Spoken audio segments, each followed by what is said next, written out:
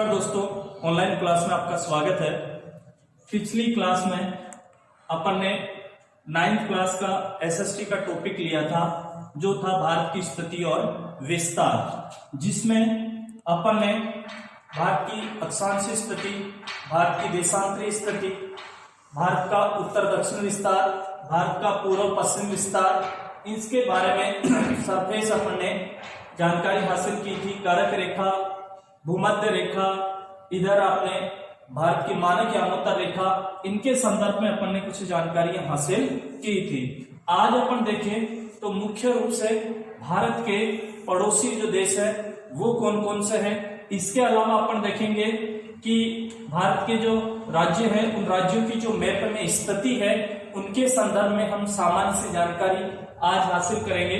सबसे पहले मैं आपको बता दूं भारत के पड़ोसी देशों के संदर्भ में, तो भारत के उत्तर और पश्चिम अगर बात करें, ये उत्तर दिशा, ये दक्षिण दिशा, ये पूर्व दिशा और ये पश्चिम दिशा। अगर अपन बात करें तो भारत के उत्तर और पश्चिम में इधर क्या है, पाकिस्तान। भारत के उत्तर पश्चिम की बात करें तो अपना पड़ोसी देश है पाकिस्तान। भारत के जस्ट उत्तर की बात करें तो ये वाला जो भाग है ये आपके है अफगानिस्तान। क्या है? अफगानिस्तान। भारत के उत्तर की बात करें तो ये है चीन, जिसे कोष्टक में अपन कहें तिब्बत। ठीक है। फिर ये वाला जो भाग है यहाँ है नेपाल। इसके बाद में ये वाला जो भाग है ये है भूटान। इधर ये है बांग्लादेश। क्या? बांग्लादेश। और ये वाला जो भाग है आपके क्या है, म्यांमार। इस प्रकार से अगर बात करें भारत के पड़ोसी देशों की, जिसमें पाकिस्तान है, इधर अफगानिस्तान है, चीन है, नेपाल है, भूटान है, म्यांमार है। अगर इनकी राजधानी की बात करें तो पाकिस्तान की राजधानी क्या है? इस्लामाबाद। पाकिस्तान की राजधानी क्या है? इस्लामाबाद। अफगानिस्तान की राजधानी की बात करें तो काबुल। इधर चीन की राजधानी की बात करें तो बीजिंग। क्या है? बीजिंग। नेपाल की बात करें तो काठमांडू। काठमांडू। भूटान की बात करें तो थिम्पू। और इधर बांग्लादेश की बात करें तो ढाका। और इधर म्यांमार की बात करें तो रंगून। ये जो भारत के पड़ोसी देश हैं उन पड़ोसी देशों की राजधानियां हैं। इसके अलावा दो और पड़ोसी देश बच गए, जिन्हें अपन ये कह सकते हैं जलीय या द्वीपीय देश। जिसमें बात करें, एक तो आपके क्या है, श्रीलंका। कौन सा? श्रीलंका। और एक इधर आपके जो लक्षद्वीप है।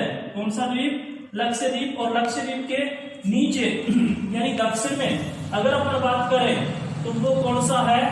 मालदीव। कौन सा? मालदीव। अर्थात ये स्थलीय भाग की बात करें तो पाकिस्तान, अफगानिस्तान, चीन, नेपाल, भूटान, म्यांमार और बांग्लादेश। और जलीय भाग की बात करें तो अपन ये कह सकते हैं कि श्रीलंका और मालदीव जो है वो जलीय या द्वीपीय क्या है, देश है। श्रीलंका की राजधानी कोलंबो और मालदीव की राजधानी की बात करें तो क्या है, माले। इस प्रकार से ये तो थे भारत के पड़ोसी देश। इसके अलावा अगर अपन बात करें राज्यों के संदर्भ में तो देखो पहले 29 राज्य थे, लेकिन वर्तमान समय की बात करें तो जो जम्मू कश्मीर था उसे क्या कर दिया गया, केंद्र शासित प्रदेशों में शामिल कर दिया गया। और अब वर्तमान में अपन कहें तो कितने राज्य बच गए? 28 राज्य हैं। और उन 28 राज्यों की स्थिति जो है उसके संदर्भ में मैं थोड़ा सा आपको बता दूं, एक बार देखना। हालांकि जस्ट ऊपर की बात करें तो यह है जम्मू कश्मीर। क्या है? जम्मू कश्मीर, जिसे अब वर्तमान की बात करें तो केंद्र शासित प्रदेश में क्या कर दिया गया, शामिल कर दिया गया, जिसकी राजधानी अपन कहें श्रीनगर है। इसके बाद में जम्मू कश्मीर से थोड़ा सा अपन नीचे आएंगे तो ये क्या है आपका हिमाचल प्रदेश। कौन सा प्रदेश? हिमाचल प्रदेश। और हिमाचल प्रदेश की जो राजधानी है वो क्या है? शिमला। हिमाचल प्रदेश की राजधानी क्या है? शिमला। इसके बाद में आ जाओ, ये है आपके, थोड़ा सा नीचे आएंगे, उत्तराखंड। यूके लिख रहा हूं मैं, उत्तराखंड। और उत्तराखंड की राजधानी क्या है? देहरादून। क्या है?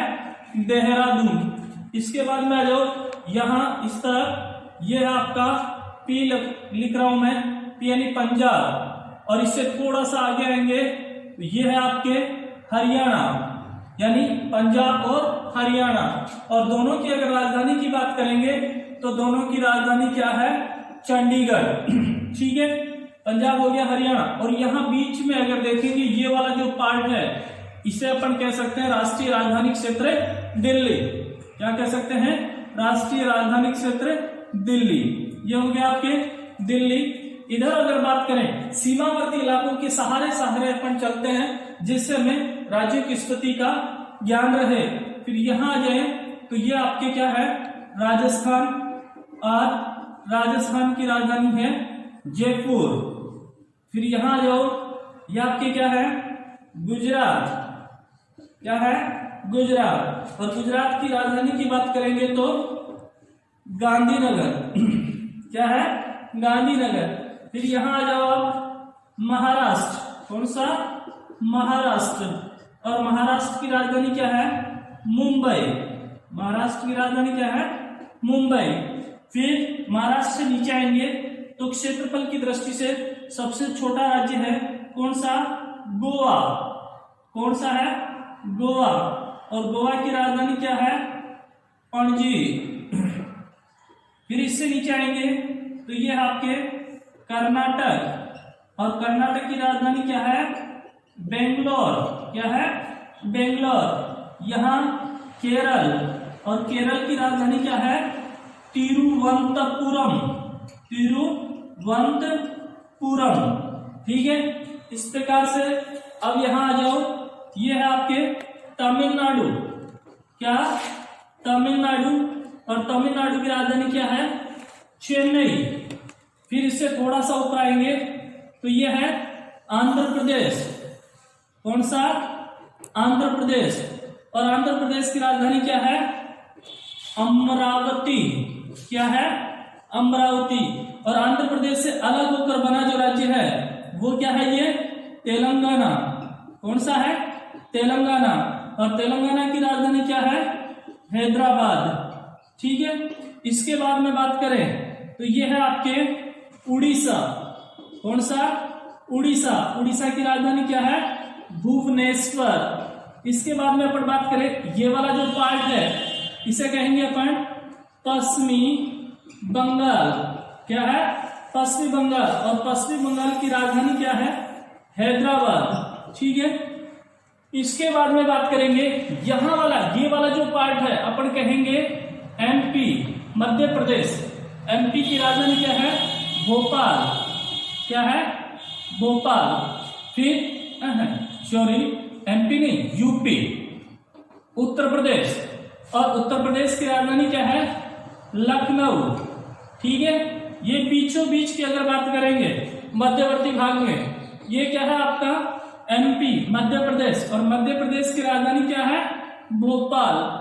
फिर इसके बाद में अपन बात करेंगे तो एमपी हो गया, ये इस प्रकार से लंबाई में फैला हुआ छत्तीसगढ़। और छत्तीसगढ़ की जो राजधानी है वो क्या है? रायपुर। ठीक है, यहां पे अपन बात करेंगे झारखंड। यहां उत्तर में बात करेंगे थोड़ा सा बिहार। तो यहां अपन ये कह सकते हैं बिहार है। बिहार की राजधानी पटना। यहां है झारखंड। और झारखंड की राजधानी क्या है? रांची। ठीक है, उत्तर प्रदेश हो गया, बिहार हो गया, झारखंड हो गया, पश्चिमी बंगाल हो गया, छत्तीसगढ़ हो गया। ठीक है, इसके बाद में अगर अपन बात करें किसकी? सॉरी, यहाँ जो भूटान बताया था ये वाला भाग है, ये भूटान का अपन ये कहेंगे ये है भूटान। और भूटान की राजधानी क्या है? थिम्पू। और ये जो थोड़ा सा हिस्सा बाहर की ओर निकला हुआ है ये है आपके सिक्किम, और सिक्किम की राजधानी क्या है? गंगटोक। सिक्किम की राजधानी क्या है? गंगटोक। अब देखो इधर जो आपके ये पूर्वी जो भारत है, पूर्वी भारत की बात करेंगे तो पूर्वोत्तर भारत में 7 राज्य हैं और इन 7 राज्यों को 7 सिस्टर के नाम से जाना जाता है, 7 बहिनों के नाम से जाना जाता है।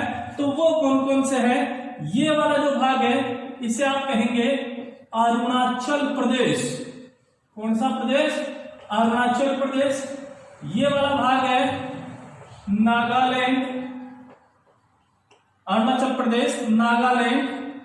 ये है मणिपुर, अरुणाचल प्रदेश, नागालैंड, मणिपुर। और ये वाला भाग है मिजोरम। कौन सा? मिजोरम।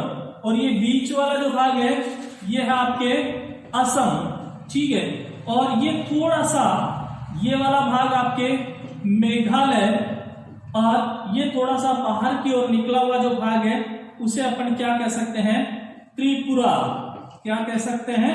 त्रिपुरा। तो देखो अरुणाचल प्रदेश, नागालैंड, मणिपुर, मिजोरम, त्रिपुरा और मेघालय और असम। अरुणाचल प्रदेश की राजधानी है ईटानगर, नागालैंड की राजधानी है कोहिमा, मणिपुर की राजधानी है इम्फाल, मिजोरम की राजधानी है आइजोल, त्रिपुरा की राजधानी है अगरतला, मेघालय की राजधानी है शिलोंग और असम की राजधानी है दिसपुर। इस प्रकार से अगर अपन बात करें तो ये क्या है? भारत के पड़ोसी राज्य, पड़ोसी देश और भारत के प्रमुख जो राज्य हैं 28 राज्य, उन राज्यों की जो स्थिति है, उन राज्यों की जो राजधानियां हैं उनके संदर्भ में मैंने यहाँ पे आपको कुछ जो स्थिति है राज्यों की उसके संदर्भ में इसमें क्या किया गया है? बताया गया है, ठीक है। इसके बाद में अगर अपन देखें थोड़ा सा क्या भारत और विश्व, भारत और विश्व के संबंध में देखें कि भारत की स्थिति विश्व के संबंध में किस प्रकार से है, किस प्रकार की स्थिति यहाँ पे दी गई है। तो अपन अगर बात करें इस भारतीय भूखंड की, तो ये जो भारतीय भूखंड है एशिया महाद्वीप जो है, उस एशिया महाद्वीप के पूर्व और पश्चिम दोनों, यानी ये मानो इस प्रकार से क्या है, ये मानो एशिया महाद्वीप है। तो इस एशिया, ये महाद्वीप है एशिया महाद्वीप, और एशिया महाद्वीप के ये पूर्वी भाग और ये पश्चिमी भाग, तो पूर्वी और पश्चिमी भाग के मध्य में स्थित है कौन? भारतीय जो भूखंड है वो।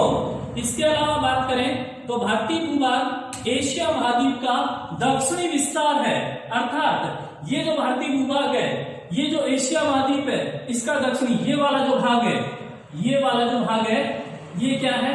दक्षिणी भाग है भारत का, ठीक है। और ये एशिया के किस भाग में स्थित है? दक्षिण भाग में क्या है? इसका विस्तार है। इसके अलावा अगर अपन बात करें तो हिंद महासागर जो कि पश्चिम में अब देखो भारत के दक्षिण में क्या है? हिंद महासागर, यानी ये हिंद महासागर। अब हिंद महासागर जो है वो क्या करता है? भारत को या एशियाई राष्ट्रों को, इधर जो पश्चिमी यूरोपीय राष्ट्र हैं या इधर जो पूर्वी एशियाई राष्ट्र हैं, उन एशियाई राष्ट्रों को क्या करता है? हिंद महासागर जो है वो आपस में क्या करता है? जोड़ता है। अर्थात भारत के दक्षिण में हिंद महासागर है, तो ये हिंद महासागर, इधर पश्चिम में तो यूरोपीय, ये यूरोप है, यूरोपीय राष्ट्रों को आपस में जोड़ता है, और इधर पूर्व में जो एशियाई राष्ट्र हैं, इन एशियाई राष्ट्रों को आपस में क्या करता है? जोड़ता है, मिलाता है, तथा भारत को एक केंद्रीय स्थिति क्या करता है? ये हिंद महासागर प्रदान करता। अर्थात अपन ये कहें कि भारत जो है विश्व के लगभग क्या है? केंद्र में स्थित है, और केंद्र में स्थित होने के कारण देश दुनिया से भारत का क्या होता है? व्यापार होता है, आवागमन होता है। यानी ये कहें कि एक दूसरे देशों के साथ भारत का व्यापार स्थापित हो रखा है। अगर हम बात करें क्या कि 1869 ईस्वी में, पहले अगर बात करें पहले की 1869 से पहले की अगर बात करें या 1869 की बात करें तो 1869 ईस्वी में क्या किया गया था? स्वेज नहर का निर्माण किया गया था। क्या? स्वेज नहर का निर्माण किया गया था। और स्वेज नहर का निर्माण किसके द्वारा किया गया था? फ्रांसीसी इंजीनियर था। कौन? फ्रांसीसी इंजीनियर, जिसका नाम था फर्डिनेंड डी लेसेप्स। तो इसके द्वारा स्वेज नहर का निर्माण किया गया था और इस स्वेज नहर के निर्माण से भारत में व्यापार के लिए लगभग 7,000 किलोमीटर की दूरी क्या होती है? कम होती है। यानी मैं थोड़ा सा आपको बता दूं, यानी जब स्वेज नहर का निर्माण नहीं हुआ था उससे पहले भारत में जो समुद्री मार्गों या जल मार्गों से जो व्यापार होता था उसमें क्या होता था? पूरे अफ्रीका महाद्वीप के चक्कर लगाकर फिर यूरोपीय व्यापारी क्या होते थे? हिंद महासागर में प्रवेश करते थे और हिंद महासागर से होते हुए एशियाई, ऑस्ट्रेलिया या अन्य दूसरे रास्तों में वो क्या करते थे? व्यापार के लिए जाते थे। लेकिन स्वेज नहर का निर्माण किस रूप में किया गया? भूमध्य सागर और लाल सागर को जोड़कर एक नहर बनाई गई और उस नहर का नाम क्या रखा गया? स्वेज नहर। जिससे क्या होता? कोई भी यूरोपीय व्यापारी अगर उसे एशियाई देशों में व्यापार के लिए आना होता तो वो यूरोप से सीधा निकलकर भूमध्य सागर, भूमध्य सागर से होता हुआ स्वेज नहर और स्वेज नहर से होता हुआ वो लाल सागर, लाल सागर से होता हुआ सीधा कहां पे पहुंच जाता? हिंद महासागर और फिर अन्य दूसरे यूरोपीय या एशियाई राष्ट्रों में क्या होता? व्यापार के लिए चला जाता। तो इस प्रकार से आपको ये भी ध्यान रखना है कि स्वेज नहर का निर्माण कब हुआ था? 1872 ईस्वी में हुआ था। किसके द्वारा किया गया था? फ्रांसीसी इंजीनियर फर्डिनेंड डी लेसेप्स के द्वारा इस स्वेज नहर का क्या किया गया था? निर्माण किया गया था। नेक्स्ट अगली क्लास में। धन्यवाद।